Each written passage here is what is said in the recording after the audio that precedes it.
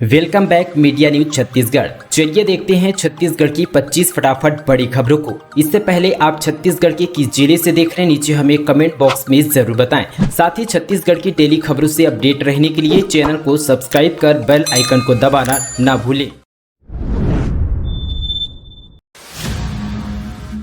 हड़ताल पर गए कर्मचारियों को कटेगा वेतन, अनुशासनात्मक कार्यवाही भी करेगी सरकार। साथ ही प्रदेश में हड़ताल कर रहे सरकारी कर्मचारियों पर सरकार ने शक्ति दिखाना शुरू कर दी है। दरअसल सरकारी कर्मचारियों पर सरकार ने कार्रवाई करने का फैसला लिया है। इस संबंध में एक आदेश जारी किया है। यह भी कहा गया कि हड़ताल के दौरान कर्मचारी का वेतन नहीं मिलेगा। इसके अलावा अनुशासनात्मक भी कार्रवाई की जाएगी। दरअसल महंगाई भत्ता और गृह भाड़ा बढ़ाने की मांग को लेकर प्रदेश के करीब 5 लाख सरकारी कर्मचारी हड़ताल पर थे। हड़ताल 5 दिन की थी, लेकिन शनिवार और रविवार के कारण 9 दिन की हो गई। इससे सरकार के खजाने और कामकाज पर विपरीत असर पड़ा। कर्मचारी नेताओं के अनुसार हड़ताल के कारण करीब 1200 करोड़ से अधिक का राजस्व प्रभावित हुआ। वहीं जिले से लेकर मंत्रालय तक करीब 25,000 से ज्यादा फाइलें जमा हो गई है।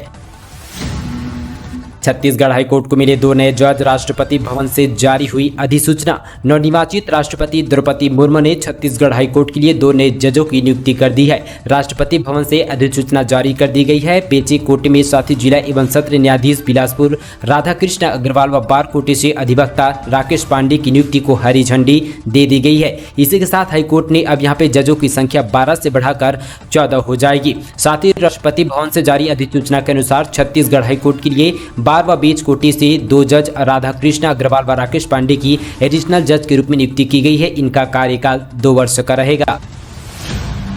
राज्य के उद्योगों को चाहिए 1 करोड़ 50 लाख टन कोयला, मिल रहा है केवल 60 लाख टन। मुख्यमंत्री भूपेश बघेल ने कोयला मंत्री को लिखा पत्र।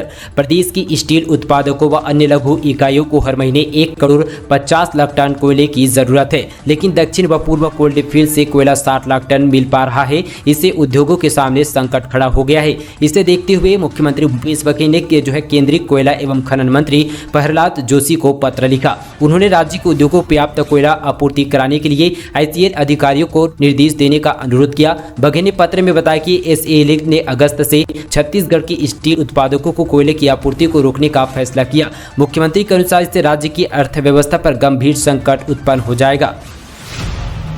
साधु ने साधु को लात घूंसों से पीटा, जमीन पर पटका, मौत से पहले यही नजर आया युवक, फिर उसकी लाश मिली। साथ ही छत्तीसगढ़ के बिलासपुर में 2 साधुओं के बीच झगड़े का वीडियो सामने आया। इसमें एक साधु दूसरे साधु को लात घूंसों से पीटने के बाद उसका बाल पकड़कर जमीन पर पटकते हुए दिख रहा है। इस दौरान दोनों ने एक दूसरे को जमकर गालियां भी दी गई। इस वीडियो में एक युवक भी नजर आ रहा है, जिसकी कुछ देर बाद खून से लथपथ लाश मिली। वह मौत से पहले वहां पर दिख रहा जब यहाँ पे साधु झगड़ा कर रहे थे। यही वजह कि पुलिस अब साधुओं को पकड़कर पूछताछ कर रही है।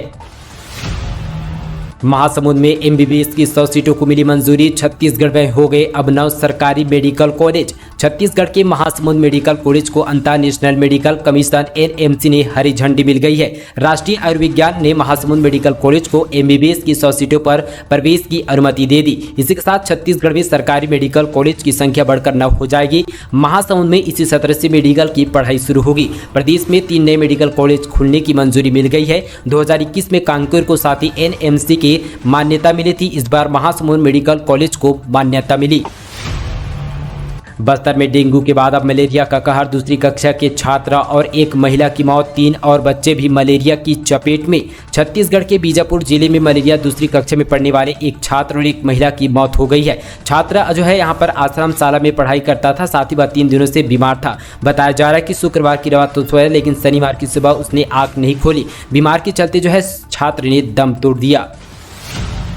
सामान में नक्सलियों के निशाने पर शिव भक्त शिव मंदिर के पास प्लांट किए 2 आईडी, सर्चिंग पर निकले जवानों ने किया डिसफ्यूज। छत्तीसगढ़ के बीजापुर में जिले के जवानों ने माओवादियों के मंसूबों को एक बार फिर से नाकाम कर दिया। माओवादियों ने शिव मंदिर के पास 2 आईडी प्लांट कर रखी हुई थी। इस आईडी की चपेट में आने से जवान या मंदिर में आने वाले भक्त जख्मी हो सकते थे, लेकिन जवानों ने माओवादियों की इस कायराना करतूत को नाकाम करते हुए दोनों आईडी को डिसफ्यूज कर दिया है। मामले जिले के उसूर थाने क्षेत्र का है। भाजपा और कांग्रेस के बीच होड़ 75 किलोमीटर पद यात्रा निकालेगी कांग्रेस, 75 स्थानों पर तिरंगा फहराएगी बीजेपी। आज़ादी के 75 साल पूरे होने पर देश भर में आज़ादी का अमृत महोत्सव मनाया जा रहा है। इसी के साथ देश के कई तरह के आयोजन किया जा रहा है। भाजपा और केंद्र सरकार के सभी विभाग अलग अलग कार्यक्रम के माध्यम से महोत्सव मना रही है, तो वहीं कांग्रेस ने भी देश भर के लिए कार्यक्रम तैयार किए। आज़ादी के 75 साल पूरे होने पर भाजपा जहां हर घर तिरंगा अभियान के माध्यम से हर घर तिरंगा पहुंचाने की जुगत में लगी है, तो वहीं प्रदेश की अलग अलग विधानसभाओं के 75 स्थानों पर एक साथ तिरंगा फहराने की तैयारी कर रही है। तो वहीं दूसरी ओर कांग्रेस छत्तीसगढ़ समेत पूरे देश में 75 किलोमीटर लंबी पदयात्रा निकालने जा रही है। छत्तीसगढ़ में मंकी पॉक्स का खतरा, स्वास्थ्य विभाग ने जारी की गाइडलाइन। लैब भी है लेकिन जांच किट नहीं है। बताते चले कि साथ ही यहाँ पर जो है अंबेडकर अस्पताल के आइसोलेट वार्ड में संदिग्ध मरीज को रखा गया है, जो ठीक हो चुका है। डॉक्टर का कहना है कि संभवतः सोमवार तक उसे डिस्चार्ज कर दिया जाएगा। अंबेडकर अस्पताल के अधीक्षक डॉक्टर साथी SBN ने दाम ने बताया कि जो है पूरी तरह से अब ठीक हो चुका है, बस रिपोर्ट आने की बारी है। अगर रिपोर्ट पॉजिटिव आता है तो उसे 21 दिन रखा जाएगा, अगर निगेटिव आता है तो उसे डिस्चार्ज कर दिया जाएगा। कवर्धा धर्मपुर सतनामी समाज का उग्र आंदोलन। बता दें कि कवर्धा जिले से एक बड़ी खबर सामने आ रही, जहां पर धर्मपुर विवाद थमने का नाम नहीं ले रहा है। कब मामले में प्रदेश की 23 सामाजिक संगठन भी कूद गई है। अब संगठन समाज के साथ आंदोलन कर रहा है। अपनी मांग मंगवाने शासन और प्रशासन पर यहाँ पे पूरी तरह से दबाव बनाया जा रहा है। इस दौरान प्रदर्शनकारी और पुलिस के बीच यहाँ पे झुक्क मुक्की हो गई। विरोध और साथ ही नारेबाजी करने के बाद प्रदर्शनकारियों ने अपनी जो है 9 सूत्री मांगों को लेकर कलेक्टर के नाम SDM को ज्ञापन सौंपा गया। मरीजों की बढ़ेगी समस्या, 1 अगस्त को सामूहिक अवकाश पर रहेंगे डीकेएस अस्पताल के डॉक्टर। छत्तीसगढ़ के इकलौते सुपर स्पेशलिस्ट अस्पताल डीकेएस के चिकित्सकों ने 1 अगस्त को सामूहिक अवकाश जाने का निर्णय लिया। इससे OPD व अन्य स्वास्थ्य सुविधाएं प्रभावित रहेगी। चिकित्सकों ने इसकी सूचना अस्पताल के अधीक्षकों को दे दी है। भारी मात्रा में प्रतिबंधित नशीली टैबलेट व कोडीन युक्त सिरप के साथ एक अंतर्राष्ट्रीय आरोपी गिरफ्तार। उड़ीसा का है आरोपी। दरअसल आपको बताते चले कि साथ ही यहाँ पर छत्तीसगढ़ के महासमुंद पुलिस को एक बड़ी सफलता हाथ लगी है। दरअसल पुलिस की टीम ने राज्य के सौदागर को गिरफ्तार करने में सफलता हासिल की है। आपको बता दें कि चले की पुलिस अधीक्षक महासमुंद के भोजराम पटेल IPS के द्वारा महासमुंद क्षेत्र में प्रतिबंधित नशीली टैबलेट सिरप अवैध रूप से खरीदी, बिक्री व मादक पदार्थ, गांजा एवं अन्य पदार्थ को रोकथाम के लिए लगातार यहाँ पे टीम बनाकर गिरफ्तारी कर रही है, जिसके चलते यहां पर भारी मात्रा में नशीली पदार्थ और साथ ही एक अंतर्राष्ट्रीय आरोपी को गिरफ्तार किया गया। PM नरेंद्र मोदी के उज्जवल भारत उज्जवल भविष्य पावर 2047 के समापन समारोह में हुए शामिल CM भूपेश बघेल। प्रधानमंत्री मोदी ने शनिवार को NTPC विभिन्न रहित ऊर्जा परियोजना आधारशिला रखी गई। वीडियो कॉन्फ्रेंसिंग के जरिए समारोह में सोलर रूफटॉप पोर्टल की शुभारंभ किया गया। इस दौरान PM नरेंद्र मोदी ने अगले 25 वर्षों में ऊर्जा और बिजली क्षेत्र में भारत की प्रगति मजबूत करने में महत्वपूर्ण भूमिका निभाएगा। प्रधानमंत्री मोदी ने साथ ही कहा कि 18 साल पहले हमने देश में पावर सेक्टर के हर अंग को ट्रांसफॉर्मर करने का बीड़ा उठाया था। बिजली व्यवस्था सुधारने के लिए 4 अलग अलग दिशाओं पर एक साथ काम किया गया। CM बोले, देश की संपत्ति बेचना ही गुजरात मॉडल। प्रोफेशनल कांग्रेस के राष्ट्रीय सम्मेलन में हुए शामिल भूपेश शशि थरूर, RBI पूर्व गवर्नर रघुराम रंजन भी पहुंचे हुए थे। कांग्रेस के अनुशासित संगठन ऑल इंडिया प्रोफेशनल कांग्रेस का 5वां वार्षिक सम्मेलन शनिवार को रायपुर पर शुरू हो गया है। यह लगातार दूसरा वर्ष है कि जहां प्रोफेशनल कांग्रेस का सम्मेलन यहां हो रहा है। मुख्यमंत्री भूपेश बघेल, पूर्व केंद्रीय मंत्री और प्रोफेशनल कांग्रेस के अध्यक्ष शशि थरूर, कांग्रेस के प्रदेश प्रभारी पीयूष पुनिया आदि ने इस सम्मेलन का औपचारिक उद्घाटन किया। इसमें भाग लेने के लिए भारतीय रिजर्व बैंक के पूर्व गवर्नर रघुराम रंजन भी पहुंचे हुए थे।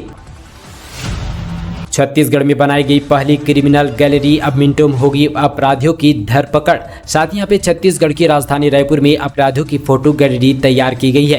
रायपुर पुलिस ने अपराध के लिए अलग अलग सेक्शन के अनुसार साथ ही क्रिमिनलों को चिन्हित कर उनकी तस्वीर लगाई गई है। फोटो के साथ इन अपराधियों को डाटाबेस तैयार किया गया, जिसमें सभी अपराधियों को पूरी जानकारी होगी। क्रिमिनल गैलरी से अब यहाँ पे पीड़ितों को अपराधियों की पहचान करने में मदद मिलेगी। PM मोदी बोले, कई राज्यों पर बिजली कंपनियों का 1 लाख करोड़ से अधिक का बकाया किए ये अपीलें। भारत में वितरण क्षेत्र में नुकसान दोहरे अंकों पर है। यह बात नोट करते हुए प्रधानमंत्री मोदी ने यह भी कहा कि विकसित देशों में यह आंकड़ा एकल में है। इसका मतलब है कि हम बिजली को अधिक बर्बादी करते हैं, इसलिए हमें मांग को पूरा करने के लिए आवश्यकता से अधिक बिजली उत्पन्न करनी पड़ती है। उन्होंने रेखांकित किया कि कई राज्यों में बिजली क्षेत्र में फार्मों का बकाया 1 लाख करोड़ से आंकड़ों को भी पार कर गया। पीएम मोदी ने कहा कि देश को यह जानकर आश्चर्य होगा कि विभिन्न राज्यों में 1 लाख करोड़ से अधिक का बकाया है। उन्हें यह भी पैसा बिजली उत्पादन फार्मों को देना है। बिजली वितरण कंपनियों पर भी कई सरकारी विभागीय स्थानीय निकायों को 60,000 करोड़ से अधिक का बकाया है। देश की संपत्ति एक एक कर बेची जा रही है। सीएम भूपेश बघेल का बीजेपी पर निशाना। छत्तीसगढ़ के मुख्यमंत्री भूपेश बघेल ने शनिवार को कहा कि देश की संपत्ति एक एक कर बेची जा रही है, जिससे बेरोजगारी और गरीबी बढ़ रही है। भूपेश ने इस दौरान साथ यहाँ पे भारतीय जनता पार्टी पर निशाना साधते हुए कहा कि वर्ष 2014 में आम चुनाव के दौरान विकास गुजरात मॉडल की चर्चा थी, अब कहाँ गायब हो गई।